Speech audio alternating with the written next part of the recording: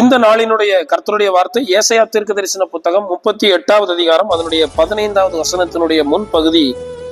அவர் எனக்கு வாக்கு அருளினார், அந்த பிரகாரமாகவே செய்தார். கர்த்தர் நமக்கு என்ன வார்த்தைகளை தருகிறாரோ அதன்படியே தான் செய்வார்.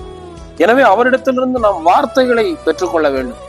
அவர் என்ன வார்த்தை நமக்கு தருகிறார், என்ன வாக்கு நமக்கு சொல்லுகிறார், அவருடைய வார்த்தைகள் அவ்வளவு அவசியமாய் இருக்கிறது. காரணம், அவர் நமக்கு என்ன செய்வார், அவர் சொன்ன வார்த்தையை தான் செய்வார்.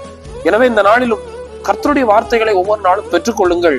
அந்த வார்த்தையின்படி கர்த்தர் உங்கள் வாழ்க்கையில் ஒவ்வொரு காரியத்தையும் செய்யும் போது அதை கர்த்தரிடத்திலிருந்து பெற்று அனுபவித்து அவருடைய நாமத்தை மகிமைப்படுத்தி வாழ்ந்து கர்த்தருடைய திட்டத்தை நாம் நிறைவேற்றுவோம்.